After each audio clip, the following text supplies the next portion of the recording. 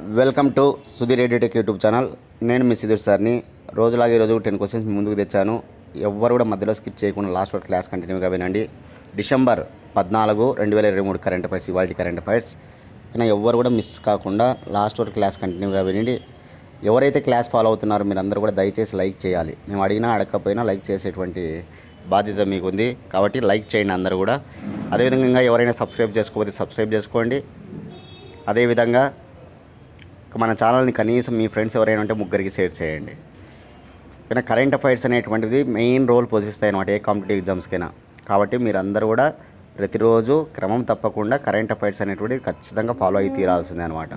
అప్డేటెడ్గా మనం ఖచ్చితంగా రోజు కొన్ని కొత్త అంశాలు నేర్చుకోవాల్సిందే. కాబట్టి అలా వెళ్ళండి. అదేవిధంగా న్యూస్ పేపర్ ఖచ్చితంగా ఫాలో కాండి. ఇకపోతే మిగతా సబ్జెక్టులు అన్నీ కూడా బాగా చదవాలి. హిస్టరీ, పాలిటీ, జాగ్రఫీ, ఎకానమీ, నా జీకే, కరెంట్ అఫైర్స్ ఇవన్నీ కూడా అన్ని సబ్జెక్టులు కూడా బాగా ఫోకస్ చేసుకోండి. ఎక్కువగా బాగా ప్రిపేర్ అయిన వాళ్ళు రివిజన్ చేసుకోండి బాగా. అదే కొత్తగా చదువుతున్న వాళ్ళకైతే కనుక ఖచ్చితంగా కోచింగ్ సెంటర్ అనేటువంటిది అవసరం. కాబట్టి మీరు కోచింగ్ తీసుకోవాలనుకుంటే కనుక మాకు కాల్ చేయండి. 8186006848. Suman institute Kadapa. Coaching centre name వచ్చేసి సుమన్ ఇన్స్టిట్యూట్, లొకేషన్ వచ్చేసి కడప అనమాట. కాబట్టి మీరందరూ కూడా కోచింగ్ అనేది కొత్త వారికి అయితే కంపల్సరీ డ్యామ్స్గా అవసరం. ఓకేనా. మీరు చదివితే కనుక ఓన్గా మీకు ఏం చదవాలనేది కూడా అర్థం కాదు. అదే కోచింగ్ సెంటర్ కన్నా మీరు ఒకనే ఎన్నుకున్నట్లయితే కనుక మీకు ఫాస్ట్గా మూమెంట్ అవుతాయి అన్నమాట అన్నీ కూడా టాపిక్స్. కాబట్టి నీట్గా చదువుకుంటూ రావచ్చు. ఓకేనా. కాబట్టి మా ఫోన్ నెంబర్ 8186006848. మీరు ఏ డిస్టిక్ వాళ్ళైనా సరే ఇక్కడికి వచ్చి హాస్టల్ వసతి ఉంది. కాబట్టి హాస్టల్లో చేరి డైలీ క్లాసులు వినొచ్చు. ఓకేనా. అదేవిధంగా అన్ని ఎగ్జామ్స్ కూడా మీరు పోటీ పడవచ్చు అనమాట. అతి త్వరలో అతి ముఖ్యంగా మనకు రైల్వే రిక్రూట్మెంట్ రాబోతూ ఉంది. కాబట్టి రైల్వే రిక్రూట్మెంట్ సంబంధించి చాలా పోస్టులు మనకు రానున్నాయన్నమాట. దానికి సంబంధించి కూడా మనకి ఉపయోగపడతాయి మీరు తీసుకునేటువంటిది. ఒక్కసారి కోచింగ్ తీసుకుంటే పలు రకాల ఎగ్జామ్స్ మీరు రాసుకోవచ్చు. ఓకేనా. కాబట్టి దాన్ని దృష్టిలో పెట్టుకొని అందరూ కూడా కోచింగ్ అనేది కొత్త వాళ్ళు ఖచ్చితంగా తీసుకోండి. అదే పాత వాళ్ళు అయితే కనుక బాగా పుస్తకాలన్నీ కూడా దగ్గర పెట్టుకొని టైం కేటాయించుకొని వాటిని రివిజన్ చేసుకోండి. ఓకేనా. ఇది మీరు చేయాల్సినటువంటి ప్రాసెస్ అన్నమాట జాబ్ తెచ్చుకోవడంలో. ఓకే. ఈ కోవిడ్ కొత్త వేరియంట్ పేరు మనం నోట్ చేసుకోవాలి ముందు. ఆ వేరియంట్ ఏంటంటే కనుక JN.1 అనమాట. JN.1 అనేటువంటి వేరియంట్ గురించి మనకి నీతి ఆయోగ్ సభ్యుడైనటువంటి పాల్ ఆ వివరాలు వెల్లడించడం జరిగిందనమాట. భారతదేశంలో ఇప్పటికీ 21 కేసులు నమోదయ్యాయన్నమాట. అందులో అత్యధికంగా 19 కేసులు గోవాలో, 1 కేసు మహారాష్ట్రలో, 1 కేసు కేరళలో, మొత్తం 21 కేసులు నమోదైనట్టుగా ఆయన చెప్పడం జరుగుతుందన్నమాట పాల్. ఇప్పటికే కేంద్ర ప్రభుత్వం రాష్ట్రాలను హెచ్చరించడం జరిగిందనమాట. ఈ కొత్త వేరియంట్ JN.1 గురించి కేంద్ర ప్రభుత్వం రాష్ట్ర ప్రభుత్వాలకు హెచ్చరికలు జారీ చేసిందనమాట. కానీ పాల్ ఏమంటున్నాడు కేంద్ర ప్రభుత్వం తరపున అంటే కనుక ఇది అంత ప్రమాదకరంగా అనేది కాదు, అంత వేగంగా విస్తరించేది కూడా కాదంటున్నాడు అనమాట. ఇప్పుడు 21 కేసులు నమోదయ్యాయి కదా, మొత్తం అందరూ కూడా దాదాపు 92% మంది ఇంటి వద్దనే ఉంటూ చికిత్సలు పొందుతూ ఉన్నారు. కాబట్టి ఆందోళన చెందాల్సిన అవసరం లేదు అని చెప్పడం జరుగుతుందన్నమాట. అంటే వీళ్ళందరూ కూడా ఇప్పుడు కేసులు నమోదైన వాళ్ళందరూ కూడా ఇంటి దగ్గరనే ఉంటూ వాళ్ళు చికిత్స పొందుతూ ఉన్నారు. కాబట్టి ఎవరు కూడా ఆందోళన చెందాల్సిన అవసరం లేదని చెప్పడం జరుగుతుంది. ఓకేనా గుర్తుపెట్టుకోవాలి. JN.1 వేరియంట్ ప్రపంచ ఆరోగ్య సంస్థ ఒక పేరు పెట్టడం జరిగిందనమాట. ఆ పేరు ఏంటంటే కనుక వేరియంట్ ఆఫ్ ఇంట్రెస్ట్. ఇంట్రెస్ట్ అంటే ఆసక్తి, ఇంట్రెస్ట్ అంటే ఏంటి, ఆసక్తి అనమాట. ఈ ఉపకరణానికి అంటే JN.1 అనేటువంటి వేరియంట్కు వేరియంట్ ఆఫ్ ఇంట్రెస్ట్ అని నామకరణం చేసింది ఎవరైనా ఎగ్జామ్లో అడుగుతారు. కానీ వరల్డ్ హెల్త్ ఆర్గనైజేషన్ అనే విషయాన్ని గుర్తుపెట్టుకో. వరల్డ్ హెల్త్ ఆర్గనైజేషన్ ప్రపంచ ఆరోగ్య సంస్థ ఎప్పుడు ఏర్పడిందో మనందరికీ తెలుసు. ప్రపంచ ఆరోగ్య సంస్థ 1948 ప్రపంచ ఆరోగ్య సంస్థ ప్రధాన కార్యాలయం స్విట్జర్లాండ్లోని జెనీవా. ప్రపంచ ఆరోగ్య సంస్థ ప్రస్తుత చైర్మన్ అంటే డైరెక్టర్ జనరల్ అనమాట. చైర్మన్ అంటే డైరెక్టర్ జనరల్ ఉంటారన్నమాట WHOకు, వరల్డ్ హెల్త్ ఆర్గనైజేషన్కి. ఎవరు ఆ director general? Tedros అదానం.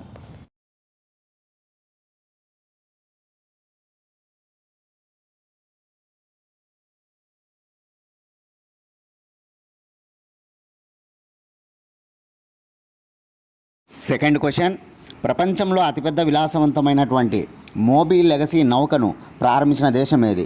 Answer China. ఇలా ప్రపంచంలోనే అతిపెద్ద విలాసవంతమైన నౌక అన్నమాట.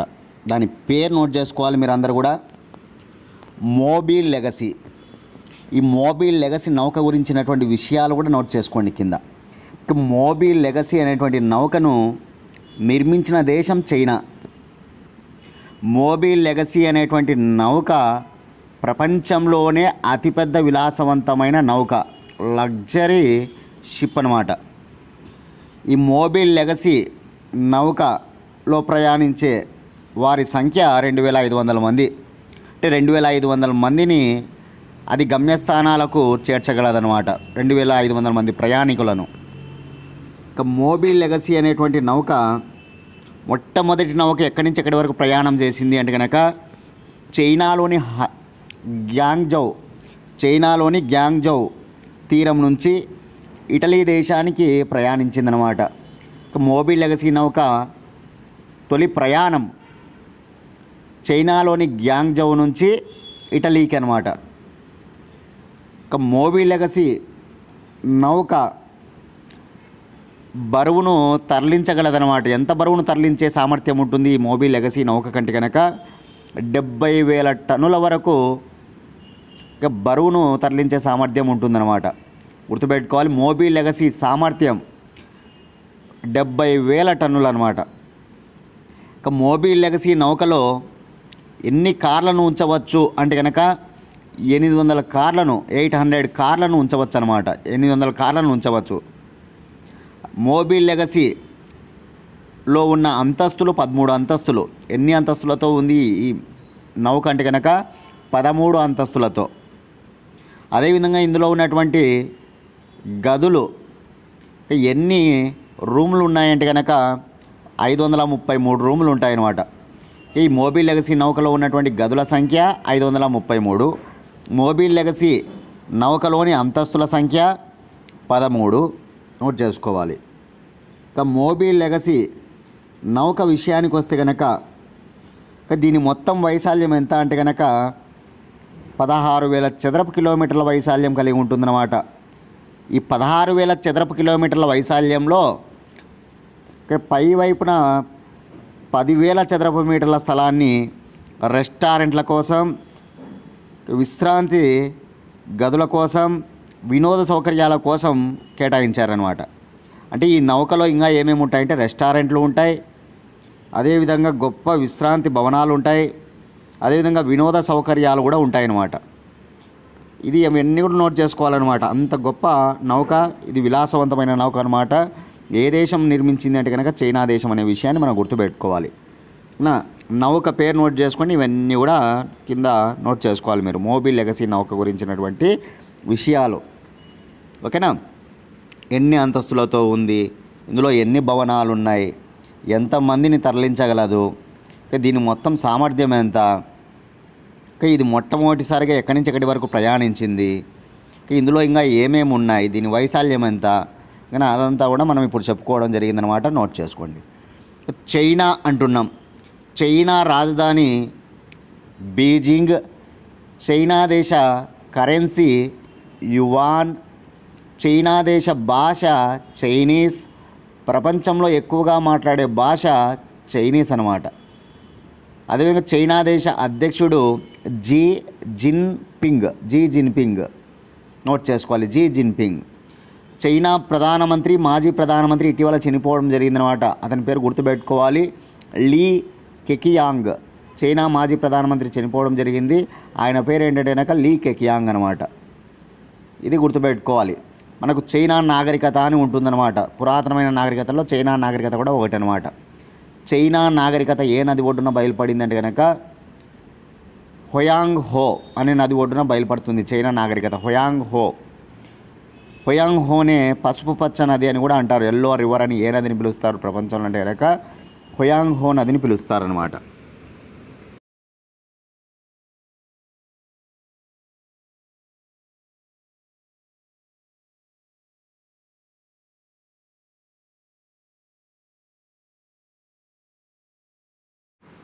థర్డ్ క్వశ్చన్, మాజీ కేంద్ర మంత్రి నరేంద్ర సింగ్ తోమర్ ఏ రాష్ట్ర అసెంబ్లీ స్పీకర్గా నియమితులయ్యారు? చాలా వెరీ ఇంపార్టెంట్ ఆన్సర్ మధ్యప్రదేశ్. మాజీ కేంద్ర మంత్రి నరేంద్ర సింగ్ తోమర్ ఏ రాష్ట్ర అసెంబ్లీ స్పీకర్గా నియమితులయ్యారు? చూడండి, మనందరికీ తెలుసు నరేంద్ర సింగ్ తోమర్ భారతీయ జనతా పార్టీకి చెందినటువంటి వ్యక్తి అనమాట. ఈ నరేంద్ర సింగ్ తోమర్ కేంద్ర వ్యవసాయ శాఖ మంత్రిగా, సెంట్రల్ అగ్రికల్చర్ మినిస్టర్గా పనిచేశాడనమాట నరేంద్ర సింగ్ తోమర్. ఇటువంటి నరేంద్ర సింగ్ తోమర్ ఇప్పుడు మధ్యప్రదేశ్ రాష్ట్రానికి అసెంబ్లీ స్పీకర్గా నియమించబడ్డాడనమాట. మధ్యప్రదేశ్ రాష్ట్రానికి అసెంబ్లీ స్పీకర్గా. వెరీ ఇంపార్టెంట్, ఎందుకంటే ఆయన మాజీ కేంద్ర మంత్రి. ఇప్పుడు ఏ రాష్ట్రానికి అసెంబ్లీ స్పీకర్ అంటే మధ్యప్రదేశ్ రాష్ట్రానికి అసెంబ్లీ స్పీకర్. ఇటీవలనే మధ్యప్రదేశ్ రాష్ట్ర ముఖ్యమంత్రిగా మోహన్ యాదవ్ ప్రమాణ స్వీకారం చేయడం జరిగిందనమాట. మధ్యప్రదేశ్ రాష్ట్రానికి ముఖ్యమంత్రిగా డిసెంబర్ 13వ తారీఖున మోహన్ యాదవ్ చేత మధ్యప్రదేశ్ రాష్ట్ర గవర్నర్ మంగూభాయ్ పటేల్ ప్రమాణ స్వీకారం చేయించడం జరిగిందనమాట. ఇతను ఏ అసెంబ్లీ నియోజకవర్గంలో గెలిచాడు ఎమ్మెల్యేగా అంటే కనుక ఉజ్జయిని. ఎవరు? మోహన్ యాదవ్. ఇక మోహన్ యాదవ్ మధ్యప్రదేశ్ ముఖ్యమంత్రి. ఆయన ఏ నియోజకవర్గంలో గెలవడం జరిగింది అసెంబ్లీ సభ్యుడిగా అంటే కనుక ఉజ్జయిని అనే విషయాన్ని గుర్తుపెట్టుకోవాలి. మధ్యప్రదేశ్లో ఉన్న అసెంబ్లీ స్థానాలు 230 అయితే భారతీయ జనతా పార్టీ 163 అసెంబ్లీ స్థానాలను కైవసం చేసుకొని అక్కడ అధికారాన్ని చేపట్టింది. 163 భారతీయ జనతా పార్టీ బీజేపీ అనమాట. 163. 66 వచ్చేసి కాంగ్రెస్ అనమాట. ఒక సీట్ వచ్చేసి ఇండిపెండెంట్ అనమాట, ఒక స్వతంత్ర అభ్యర్థి అనమాట.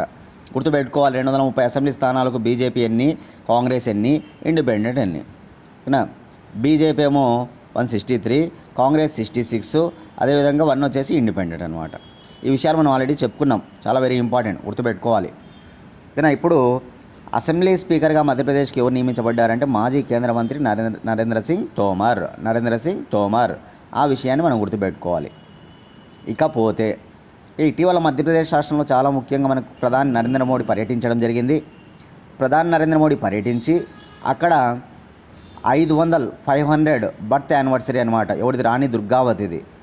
అక్బర్ పై గొప్పగా తిరుగుబాటు చేసినటువంటి వీర వనిత అనమాట. ఎవరంటే కనుక రాణి దుర్గావతి. ఆ రాణి దుర్గావతి యొక్క 500వ జయంతి అంటే 500 బర్త్ యానివర్సరీ అనమాట. ఆ సందర్భంగా ఆయన అక్కడ విగ్రహాన్ని ఏర్పాటు చేశాడు. రాణి దుర్గావతి యొక్క విగ్రహాన్ని ఏర్పాటు చేశాడు. ఒక స్మారక నాణ్యాన్ని, అదేవిధంగా ఒక స్మారక తపాలా బిళ్ళను రిలీజ్ చేయడం జరిగిందన్నమాట, రాణి దుర్గావతి గౌరవార్థం. అదేవిధంగా మధ్యప్రదేశ్లో ఇటీవల చాలా ముఖ్యంగా మనకి అద్వైత సిద్ధాంత రూపకర్త అయినటువంటి ఆది శంకరాచార్యుల యొక్క విగ్రహం. అద్వైత సిద్ధాంతం అంటేనే ఆది శంకరాచార్యులు. అద్వైత సిద్ధాంతాన్ని ప్రతిపాదించింది ఎవరంటే కనుక ఆది శంకరాచార్యులు అనమాట. కేరళ రాష్ట్రానికి చెందినవాడు అనమాట. అటువంటి వ్యక్తి యొక్క విగ్రహాన్ని 12 ఏళ్ల బాలుడిగా ఉన్నటువంటి విగ్రహాన్ని అనమాట, ఓకేనా, మధ్యప్రదేశ్లోని ఓంకారేశ్వర్లో దాన్ని కూడా మనకి ఇటీవలనే ఓకేనా ఏర్పాటు చేయడం జరిగిందనమాట. 108 అడుగులు ఉంటుందన్నమాట విగ్రహం. గుర్తుపెట్టుకోవాలి, ఎవరి యొక్క విగ్రహం? ఆది శంకరాచార్యుల విగ్రహం. ఆ విగ్రహాన్ని స్టాచ్యూ ఆఫ్ వన్నెస్ అని పిలుస్తారనమాట. 108 అడుగులతో ఉంటుందన్నమాట, గుర్తుపెట్టుకోవాలి. ఇట్లా మధ్యప్రదేశ్ చాలా వెరీ ఇంపార్టెంట్ కరెంట్ అఫైర్స్ ఉన్నాయన్నమాట. ఇదే మధ్యప్రదేశ్ ఏం చేసింది గవర్నమెంట్ అంటే కనుక ఎంబీబీఎస్ను హిందీలో చదివే సౌకర్యాన్ని కూడా కల్పించిందనమాట. ఇటీవలనే హిందీలో చదివే సౌకర్యాన్ని కూడా కల్పించిందనమాట. ఏ రాష్ట్రం? మధ్యప్రదేశే. అంతేకాదు నరేంద్ర మోడీ చీతాలను, మన దేశంలో చీతాలు అనేటువంటివి లేకపోవడం వల్ల ఇతర దేశాల నుంచి వాటిని తీసుకొని వచ్చి మధ్యప్రదేశ్లోని కునో నేషనల్ పార్క్లో వదలడం జరిగిందనమాట. దక్షిణాఫ్రికా నుంచి, నమీబియా నుంచి. కానీ నమీబియా నుంచేమో 8, దక్షిణాఫ్రికా నుంచేమో 12, మొత్తం 20 చీతాలు నరేంద్ర మోడీ ఇక్కడ వచ్చి వదలడం జరిగిందనమాట. ఏ national park? Kuno national park అనమాట. Kuno national park. అదేవిధంగా ఇటీవల కొత్త టైగర్ రిజర్వ్ ఒకటి ఏర్పాటు చేసిందనమాట గవర్నమెంట్, ఓకేనా. అదేంటంటే కనుక రాణి దుర్గావతి టైగర్ రిజర్వ్, ఓకేనా, మధ్యప్రదేశ్లోనే కొత్తగా ఏర్పాటైనటువంటి టైగర్ రిజర్వ్ అనమాట. ఆ టైగర్ రిజర్వ్ ఏదంటే కనుక రాణి దుర్గావతి టైగర్ రిజర్వ్. ఇట్లా మధ్యప్రదేశ్కు చాలా వెరీ ఇంపార్టెంట్ అంశాలు ఉన్నాయి కరెంట్ అఫైర్స్లో. ఇవి కొన్ని ముఖ్యమైనటువంటివి నేను చెప్పింది, ఓకేనా, గుర్తుపెట్టుకోవాలి.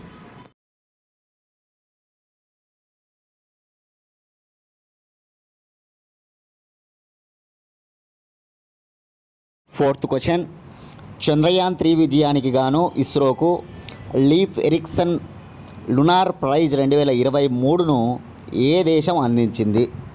Answer Iceland. ఇలా చంద్రయాన్-3 విజయానికి గాను ఇస్రోకు లీఫ్ ఎరిక్సన్ లునార్ ప్రైజ్ 2023ను ఐస్లాండ్ దేశం అందించిందనమాట. సరే, ముందు మనం చంద్రయాన్-3 విజయం ఎందుకు అంత గొప్పగా జరిగింది, ఎందుకు ఈ అవార్డు వచ్చింది అంటే కనుక మనం చెప్పుకుందాం. ఆల్రెడీ మనం చంద్రయాన్-3 గురించి గత క్లాసులో మనం చెప్పుకున్నాం కరెంట్ అఫైర్స్లో. కానీ చంద్రయాన్-3 గురించి ఎన్నిసార్లు చెప్పుకున్నా తక్కువే అనమాట. ఎందుకంటే ప్రపంచంలో ఏ దేశానికి సాధ్యం కానిది మన దేశానికి సాధ్యమైంది. అదే చంద్రయాన్-3 దక్షిణ ధ్రువంపై కాలు మోపడం. దక్షిణ ధ్రువంపై ఏ దేశం కూడా కాలు మోపలేదన్నమాట. అంటే దక్షిణ ధ్రువంపై ఏది కూడా దిగలేదన్నమాట. అట్లా చంద్రయాన్-3 అనేటువంటిది మన దేశానికి సంబంధించి మనం ల్యాండ్ కావడం జరిగింది దక్షిణ ధ్రువం పైన. కాబట్టి దాని గురించిన విషయాలు చూస్తే చంద్రయాన్-3 ప్రయోగం అనేటువంటిది జూలై 14వ తారీఖున చేపట్టడం జరిగింది ఇస్రో వాళ్ళు. ఏ తేదీన 2023 జూలై 14న ప్రయోగాన్ని చేపట్టారు, విజయవంతంగా ప్రయోగించారు. ఎవరు ప్రయోగించారంటే ఇస్రో వాళ్ళు. ఎక్కడ ప్రయోగించారు అంటే కనుక తిరుపతి జిల్లాలోని శ్రీహరికోటలోని సతీష్ ధావన్ స్పేస్ సెంటర్లోని రెండవ లాంచ్ ప్యాడ్ నుంచి ప్రయోగించడం జరిగిందనమాట. నోట్ చేసుకోవాలి, జూలై 14, 2023 అనమాట. ఎవరు? ISRO, Indian space research organisation అనమాట. ఎక్కడి నుంచి? తిరుపతి జిల్లాలోని శ్రీహరికోటలో ఉన్నటువంటి సతీష్ ధావన్ స్పేస్ సెంటర్ నుంచి అనమాట. నోట్ చేసుకోవాలి. ఎప్పుడు దిగింది ఇది దక్షిణ ధ్రువం పైన అంటే మనందరికీ తెలుసు, ఆగస్ట్ 23, 2023 ఆగస్ట్ 23 దిగిందనమాట. అందుకే ఆగస్ట్ 23 ప్రతి ఏటా అంతరిక్షయాన దినోత్సవాన్ని, స్పేస్ డేని జరుపుకోవాలని నరేంద్ర మోడీ నిర్ణయించడం జరిగింది, మనందరికీ తెలుసు. అదేవిధంగా దక్షిణ ధ్రువం పైన దిగిన ప్రాంతానికి శివశక్తి అని ప్రధాని నరేంద్ర మోడీ పేరు పెట్టడం మనకు తెలుసు. చంద్రయాన్-3లో భాగంగా 3 భాగాలు ఉంటాయన్నమాట. 1 ప్రొపల్సన్ మాడ్యూల్, 2 ల్యాండర్, 3 రోవర్. ల్యాండర్కి ఏమని పేరు అంటే కనుక విక్రమ్ అని పేరు, ల్యాండర్ విక్రమ్. రోవర్కి ఏమని పేరు అంటే కనుక రోవర్ ప్రజ్ఞాన్. ఈ ల్యాండర్ రోవర్ యొక్క కాల పరిమితి 14 రోజులు అనమాట. చంద్రుడి పైన దక్షిణ ధ్రువం పైన 14 రోజులు పనిచేస్తాయి అనమాట ల్యాండరు రోవరు. 3 భాగాలు ఉంటాయన్నమాట. 1 ప్రొపల్సన్ మాడ్యూల్, 2 ల్యాండర్, 3 రోవర్ అనమాట. ఇట్లా చంద్రయాన్-3 అనేటువంటిది సక్సెస్ కావడం జరిగింది, దక్షిణ ధ్రువం పైన ల్యాండ్ అయిందని మనందరికీ తెలుసు అనమాట.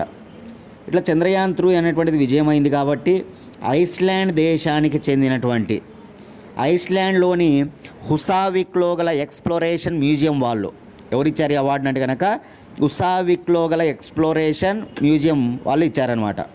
అవార్డు పేరేంటి? Leif Erikson lunar prize. Note చేసుకోవాలి, లీఫ్ ఎరిక్సన్ లునార్ ప్రైజ్ అనమాట. 2023 అనమాట. ఇస్రోకు అందజేయడం జరిగిందనమాట. భారతదేశానికి సంబంధించిన అంతరిక్ష పరిశోధనా సంస్థ ఇస్రోకు అందజేయడం జరిగింది. ఇస్రోకు అందజేయడానికి కారణం ఏంటంటే కనుక చంద్రయాన్-3 విజయం సాధించింది కాబట్టి. ఇది గుర్తుపెట్టుకోవాలి. సరే, ఎవరు తీసుకున్నారు ఇస్రో తరపున అవార్డు అంటే కనుక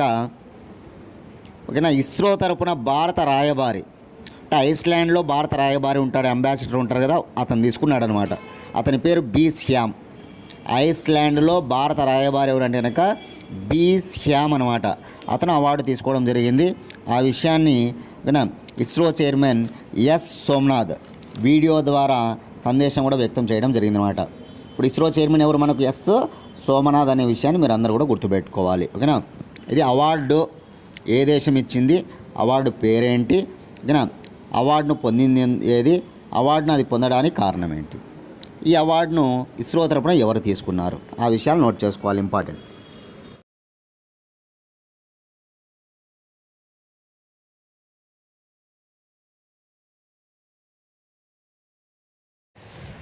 fifth question, Dhyan Chand Khel Ratna award 2023 గ్రహీతలు ఎవరు? చూడండి, ధ్యాన్ చంద్ ఖేల్రత్న అవార్డు 2023 గ్రహీతలు చిరాగ్ శెట్టి మరియు సాత్విక్ సాయిరాజ్. ఆప్షన్ 3 అనమాట. చిరాగ్ శెట్టి మరియు సాత్విక్ సాయిరాజ్, ఆప్షన్ 3. ఇలా బ్యాడ్మింటన్ ప్లేయర్లు అయినటువంటి వీరిద్దరికీ, చిరాగ్ శెట్టి మరియు సాత్విక్ సాయిరాజ్, వీళ్ళది గొప్ప జోడీ అనమాట. బ్యాడ్మింటన్ జోడీగా, బ్యాడ్మింటన్ ద్వయంగా వీళ్ళిద్దరికీ పేరు అనమాట. చాలా ఎక్కువగా వీళ్ళు విజేతలుగా నిలుస్తూ ఉంటారు, ఈ ద్వయం అనమాట. కాబట్టి చిరాగ్ శెట్టి, సాత్విక్ సాయిరాజ్ అంకిరెడ్డి ఈ సాత్విక్ సాయిరాజ్ అంకిరెడ్డి ఆంధ్రప్రదేశ్కి చెందినటువంటి బ్యాడ్మింటన్ క్రీడాకారుడు, అంతర్జాతీయ క్రీడాకారుడు.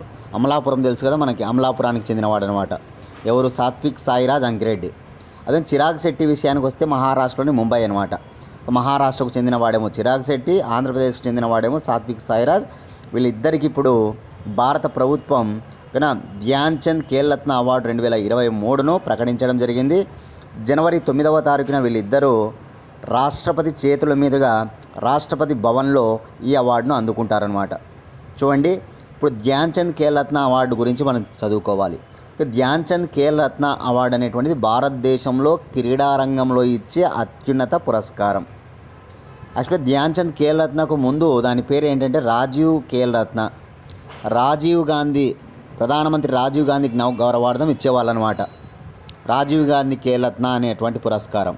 కానీ ఇప్పుడు నరేంద్ర మోడీ వచ్చిన తర్వాత బీజేపీ గవర్నమెంటు ఆ పేరును మార్చడం జరిగిందనమాట.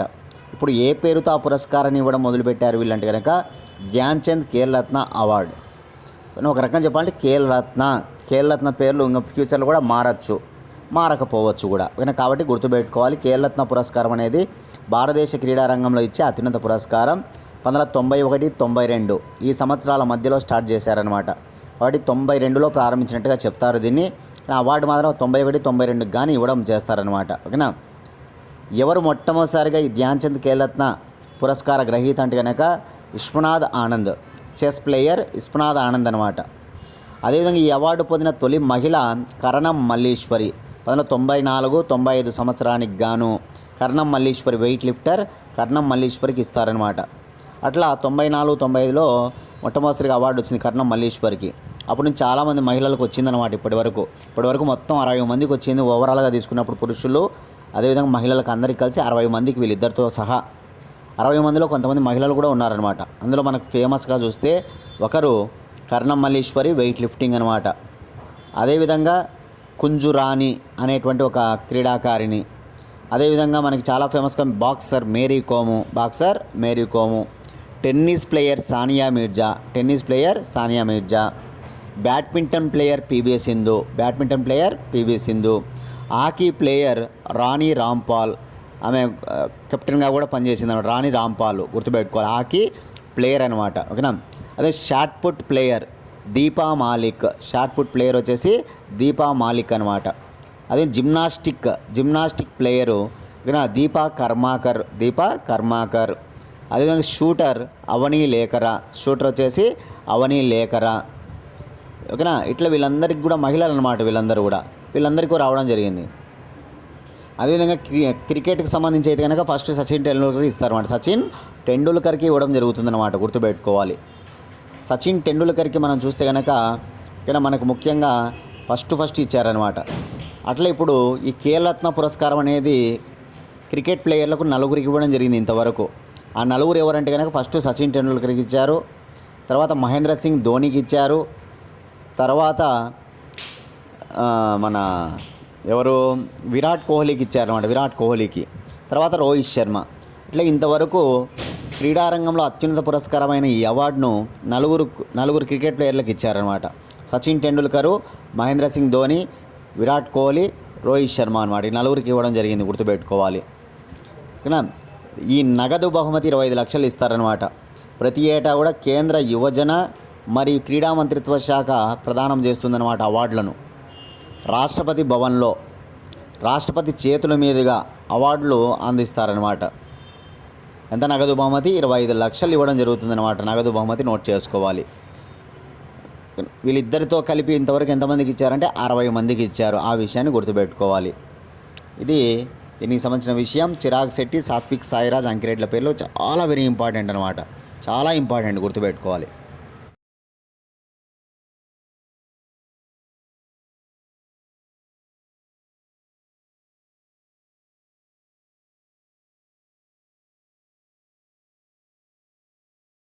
సిక్స్త్ క్వశ్చన్, అర్జున అవార్డు 2023 పొందిన క్రికెటర్ ఎవరు? చూడండి, అర్జున అవార్డు 2023 పొందిన క్రికెటర్ ఎవరంటే కనుక మహమ్మద్ షమి. ముందుగా అర్జున అవార్డు గురించి నేను చెప్తా, మీరు అందరు కూడా నోట్ చేసుకోండి. తర్వాత ఈ సంవత్సరం అర్జున అవార్డు ఎంతమందికి ఇచ్చారు అంటే 26 మందికి ఇచ్చారు. ఆ 26 మంది పేర్లు చెప్తా, నోట్ చేసుకుంటే ఈ అవార్డు కంప్లీట్ అయిపోతుంది. ఓకేనా. అర్జున అవార్డు అనేటువంటిది భారత ప్రభుత్వం ఎవరైతే క్రీడా స్ఫూర్తిని అత్యంత అద్భుతంగా ప్రదర్శిస్తారో అటువంటి వారికి ప్రతి ఏటా అవార్డులు అందజేస్తారనమాట. అర్జున పురస్కారం గుర్తుపెట్టుకోవాలి. ఒక రకంగా చెప్పాలంటే క్రీడలలో శిష్యులకు ఇస్తారనమాట. క్రీడలలో శిష్యులకు ఇచ్చే అత్యున్నత పురస్కారం. ప్రజెంట్ వాళ్ళు ఇంకా ఆడుతూ ఉంటారనమాట. ఎవరైతే అత్యంత ప్రతిభ కనబరుస్తూ ఉంటారో, ఫర్ ఎగ్జాంపుల్ ఒలింపిక్ గేమ్స్ జరుగుతూ ఉంటాయి, కామన్వెల్త్ క్రీడలు జరుగుతూ ఉంటాయి, ఆసియా క్రీడలు జరుగుతూ ఉంటాయి, ప్రపంచ కప్ పోటీలు జరుగుతుంటాయి. ఈ ప్రపంచ కప్ పోటీలు కానీ, ఒలింపిక్స్లో కానీ, కామన్వెల్త్లో కానీ, ఆసియా క్రీడల్లో కానీ ఎవరైతే అత్యంత అద్భుతమైన ప్రతిభ కనబరుస్తూ ఉంటారో, ఓకేనా, అటువంటి వారికి ఈ అర్జున అవార్డులు ప్రకటిస్తూ ఉంటారనమాట. అర్జున అవార్డు ప్రారంభించిన సంవత్సరం 1961. అర్జున అవార్డును ఓకేనా ఇచ్చే నగదు బహుమతి 25 లక్షలు అనమాట. అర్జున అవార్డు కేంద్ర ప్రభుత్వం అందజేస్తుంది. ప్రతి ఏటా కూడా ఇక్కడ రాష్ట్రపతి చేతుల మీదుగా అందుకుంటారనమాట. అర్జున అవార్డు గ్రహీతలు ఎవరి చేతి మీదుగా అందుకుంటారంటే కనుక రాష్ట్రపతి చేతుల మీదుగా అవార్డును తీసుకోవడం జరుగుతుందన్నమాట. కాబట్టి అర్జున అవార్డు ఈ ఏడాది ఎంతమందికి ఇచ్చారంటే 26 మందికి ఇచ్చారనమాట. అందులో మనకి చాలా ఫేమస్ క్రికెటర్ మహమ్మద్ షమి ఒకరు ఉన్నారనమాట. మహమ్మద్ షమి మనందరికీ తెలుసు. మహమ్మద్ షమి ఈ సంవత్సరం ప్రపంచ కప్ను ఫైనల్ వరకు తీసుకురావడంలో ఆయన పాత్ర చాలా గొప్పదనమాట. ఫైనల్ వరకు తీసుకొచ్చాడనమాట. 27 వికెట్లు తీశాడు. అత్యంత ఎక్కువ వికెట్లు ఈసారి తీసింది ఎవరంటే కనుక మన మహమ్మద్ షమీనే. ఇక్కడ T20 వరల్డ్ కప్ జరిగింది కదా ఇప్పుడు, కానీ దానికి సంబంధించి ఫైనల్లో ఎవరు గెలిచారంటే ఆస్ట్రేలియా గెలిచింది. ఫైనల్లో మనం ఓటమి చెందడం జరిగిందనమాట. ఓకేనా. ఫైనల్ వరకు తీసుకురావడంలో అత్యంత ప్రధానమైన పాత్ర పోషించింది ఎవరంటే మహమ్మద్ షమీనే. ఆయన తీసిన వికెట్లు 27 అనమాట. కాబట్టి గుర్తుపెట్టుకోవాలి. అట్లా మహమ్మద్ షమీకి ఇచ్చారు. ఇంకా కృష్ణ బహదూరు, సుశీలా చాను. కృష్ణ బహదూర్ అనే వ్యక్తికి సుశీలా చాను హాకీ ప్లేయర్స్ అనమాట. Hockey players. Next Pawan Kumar, Ritu Negi kabaddi అనమాట. Pawan Kumar kabaddi, Ritu Negi kabaddi. Next Vaishali chess.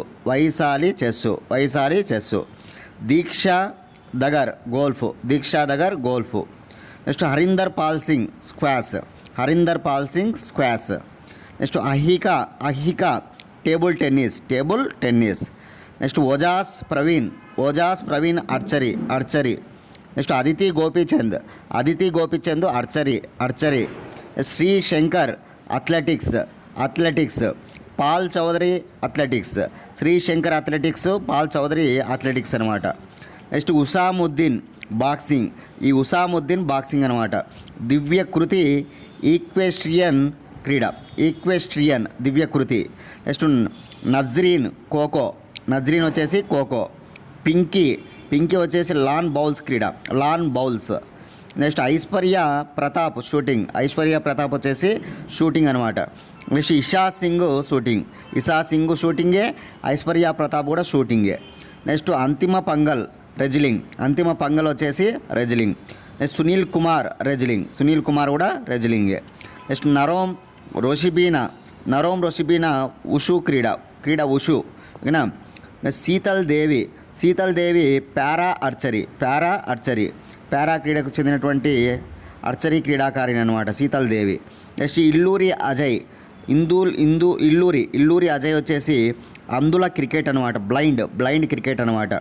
Next Prachi Yadav వచ్చేసి పారా కనోయింగ్ అనమాట. నెక్స్ట్ అనూస్ అగర్వాలా వచ్చేసి ఈక్వెస్ట్రియన్ అనమాట. ఇట్లా 26 మంది పేర్లు వచ్చాయి మీ అందరికి కూడా. ఓకేనా. నేను ఆ లిస్ట్ కూడా మీకు ఇస్తాను ఇక్కడ అవన్నీ కూడా చూసుకోండి ఒకసారి. 26 మంది పేర్లను. ఓకేనా. ఇదనమాట అర్జున అవార్డు ఈ ఏడాది 26 మందికి ఇవ్వడం జరిగిందనమాట కేంద్ర ప్రభుత్వం. రాష్ట్రపతి చేతుల మీదుగా వీళ్ళందరూ కూడా అవార్డు అందుకొని ఉన్నారు. అర్జున అవార్డు 1961లో స్టార్ట్ అయింది. అర్జున అవార్డుకి ఇచ్చే నగదు బహుమతి 25 లక్షలు. అర్జున అవార్డు ఎవరికి ఇస్తారంటే కనుక క్రీడారంగంలో ఓకేనా అత్యంత ప్రతిభ కనబరిచినటువంటి శిష్యులకు ఇచ్చేటువంటి పురస్కారం అనమాట. ఓకేనా. ఇవన్నీ కూడా మనం గుర్తుంచుకోవాలి. అంతేకాదు ఖచ్చితంగా వారికి క్రమశిక్షణ కూడా ఉండాలి. క్రీడలు ఒక్కటే ఆడితే సరిపోదన్నమాట. వాళ్ళకి క్రమశిక్షణ కలిగి ఉండాలి. ఎంత అద్భుతమైనటువంటి క్రీడ ఆడినా క్రమశిక్షణ లేకపోతే అవార్డు అనేటువంటిది ఇవ్వరనమాట. క్రమశిక్షణతో కూడినటువంటి అత్యంత ప్రతిభను కనపరచాల్సిన అవసరం ఉంటుందన్నమాట. ఓకేనా. మహమ్మద్ షమీకి ఇప్పుడు వచ్చింది మనకి ఎగ్జాంపుల్ గుర్తుపెట్టుకోవచ్చు. ఓకేనా. క్రికెటర్ మహమ్మద్ షమీ.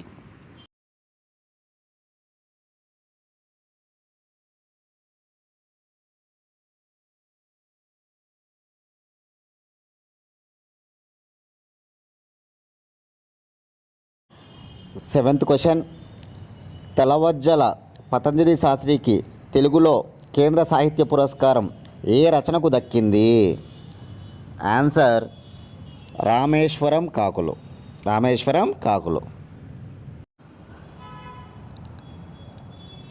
గొప్ప రచయిత తెల్లవజ్జల పతంజలి శాస్త్రికి కేంద్ర సాహిత్య పురస్కారం అందజేయడం జరిగిందనమాట. మన తెలుగు రచయిత అనమాట ఇతను. ఇతనికి ₹1,00,000 నగదు పురస్కారం కూడా ఇవ్వనున్నారు.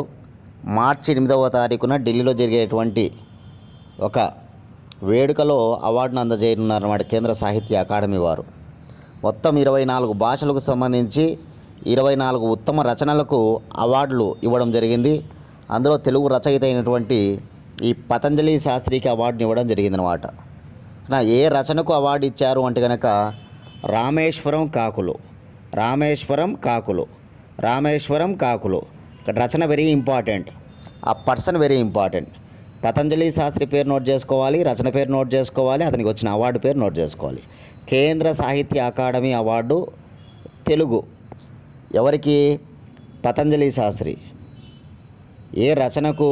రామేశ్వరం కాకులు అనమాట. నోట్ చేసుకోవాలి, వెరీ వెరీ ఇంపార్టెంట్. ఇట్లా దాదాపు 100 కథలు రాశాడనమాట ఇతను పతంజలి శాస్త్రి.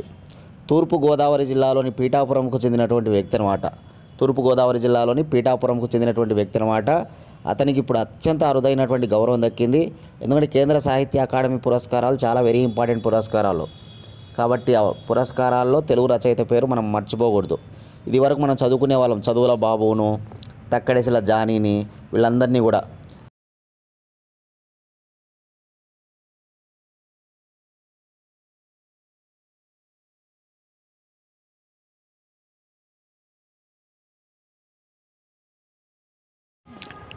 ఎయిత్ క్వశ్చన్, ప్రభుత్వ ఎయిడెడ్ పాఠశాలల్లో చదివే ఏ తరగతి విద్యార్థులకు బైజూస్ కంటెంట్తో కూడిన ట్యాబ్లను అందజేశారు? ఆన్సర్ 8వ తరగతి, 8th క్లాస్. 8th క్లాస్ విద్యార్థులు ఎవరైతే ఉంటారో వారికి ఆంధ్రప్రదేశ్ గవర్నమెంటు ప్రభుత్వ ఎయిడెడ్ పాఠశాలల్లో చదివే 8th క్లాస్ పిల్లలందరికీ కూడా బైజూస్ కంటెంట్తో కూడినటువంటి ట్యాబ్లను అందజేయడం జరిగిందనమాట.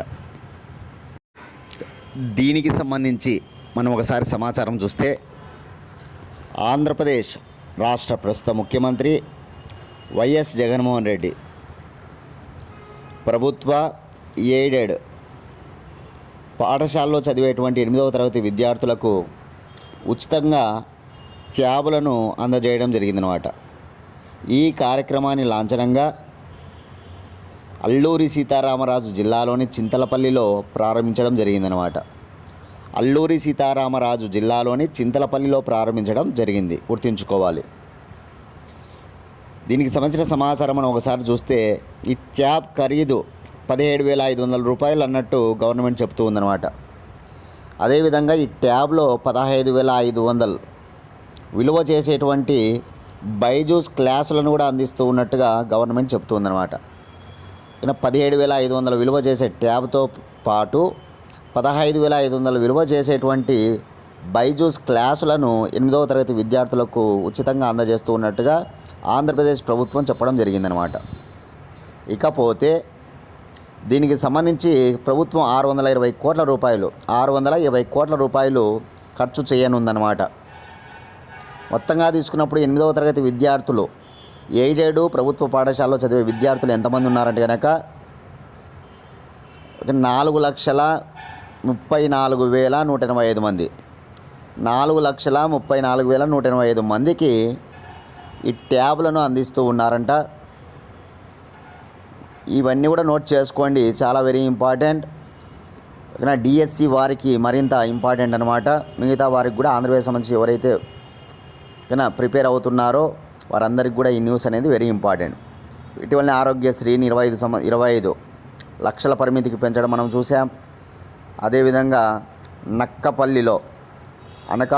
అనకాపల్లిలో బల్క్ డ్రగ్ ఫార్మా కంపెనీల ఏర్పాటును మనం చూస్తూ ఉన్నాం.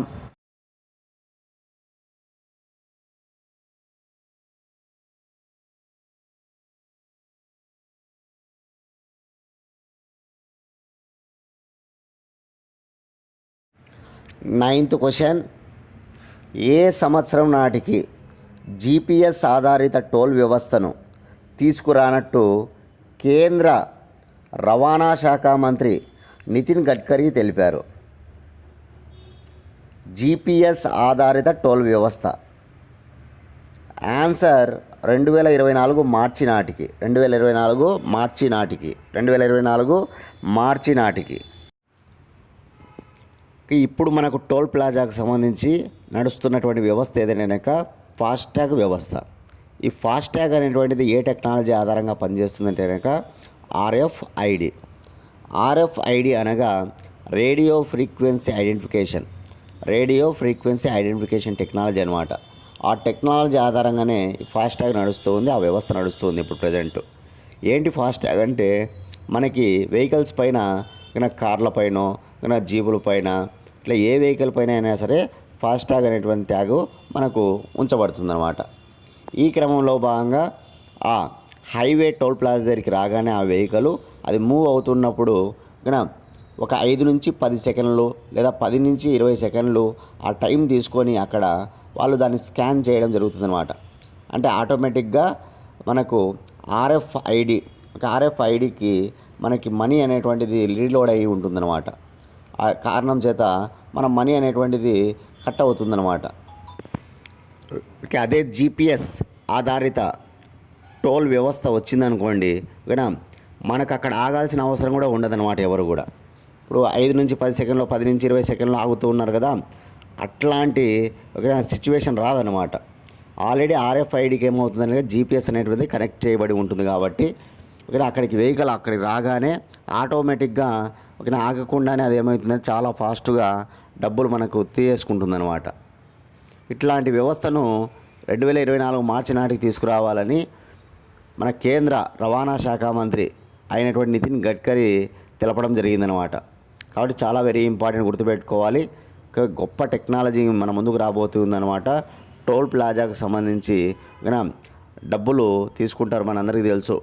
టోల్ గేట్ దగ్గరికి రాగానే డబ్బులు అనేటువంటి కలెక్ట్ చేస్తుందన్నమాట గవర్నమెంట్. ఈ క్రమంలో ఇప్పుడున్నటువంటి వ్యవస్థ ఏదంటే కనుక ఫాస్టాగ్ వ్యవస్థ.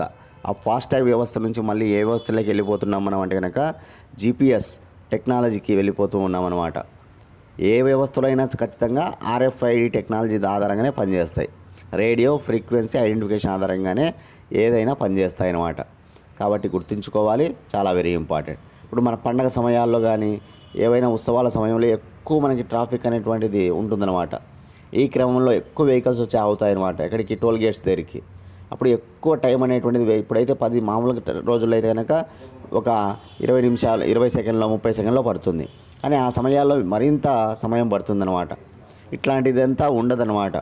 జీపీఎస్ వ్యవస్థ వచ్చిందంటే కనుక ఇంత ట్రాఫిక్ అనేటువంటిది అక్కడ ఉండదన్నమాట, అక్కడ టోల్ గేట్ దగ్గర.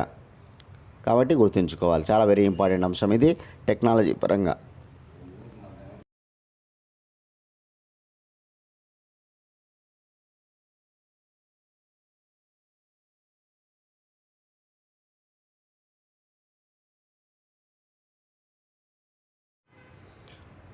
లాస్ట్ క్వశ్చన్, ఐపీఎల్ చరిత్రలోనే వేలంలో అత్యంత విలువైన ఆటగాడిగా నిలిచిన ప్లేయర్ ఎవరు? Answer Mitchell Starc.